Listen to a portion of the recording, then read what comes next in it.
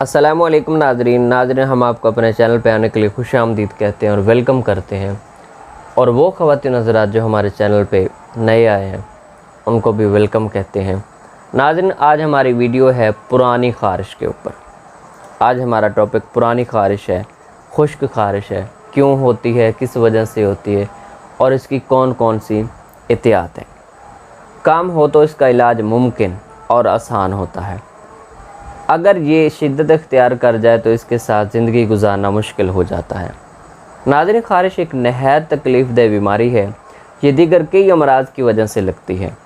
ان میں کچھ جلد جسم پر خارش لگنے کی عام وجوہات میں چٹ پٹ کھانے، حشرات کے کاٹنے یا دواؤں کا استعمال ہوتا ہے کہ بیماریاں اور کچھ اندرونی بیماریاں ہوتی ہیں۔ جلد کی کچھ غیر متعدد بیماریاں ہیں جن کی وجہ سے جلد پر خارش ہوتی ہے، جیسے سوریاسس، ایگزیما، خشک جلد اور الرجی وغیرہ۔ یہ کچھ خاص قسم کے کھانوں اور دوائیوں کے نتیجے میں ہوتی ہیں۔ یہ خارش لیکھوں کی وجہ سے بھی ہوتی ہے۔ نر لیکھیں جلد میں گھس جاتی ہیں تاکہ انڈے دے سکیں۔ خشک خارش ہمیشہ براہ راست ایک جلد سے دوسری جلد میں پھیلتی ہے، جیسا کہ ہاتھ ملانا یا گلے لگانا۔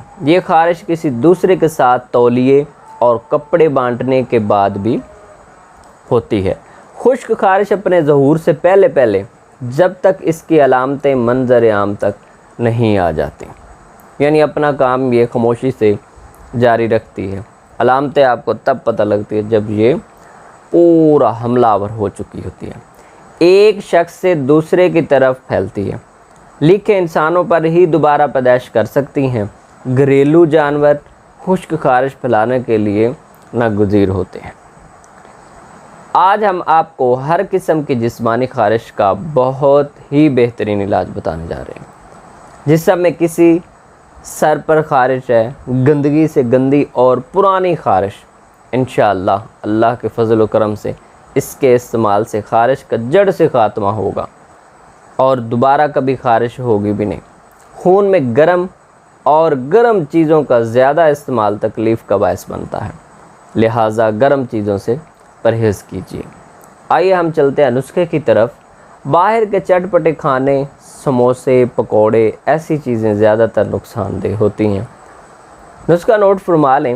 گندک آملہ سار 20 گرام ہے، گیرو سرخ 20 گرام ہے، کالی زیرہ جو کالی زیری ہے وہ 20 گرام ہے، اور برگ نیم 20 گرام ہے، افسنتین وہ بھی 20 گرام ہے۔ تمام چیزوں کو آپ نے لے لینا ہے 20 گرام، اور اس کو باریک کر لینا ہے، اس کا صفوف بنا لینا ہے۔ اس کے بعد اس کے فل سائز کی کیپسول بھر لینے ہیں۔ استعمال کا طریقہ صرف ایک کیپسول صبح کھانے کے بعد ہمراہ تازہ پانی کھا لیں۔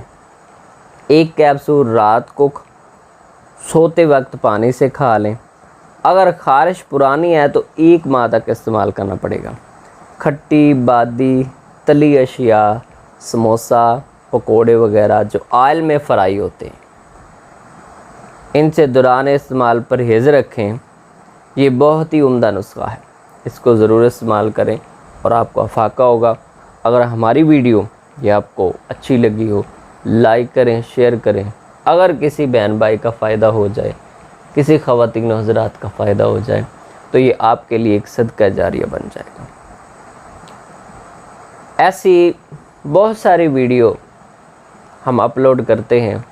اگر ہمارے چینل پہ آپ نیو ہیں تو ہمارے چینل کو سبسکرائب بھی کریں اور لائک بھی کریں ہماری ویڈیو کو۔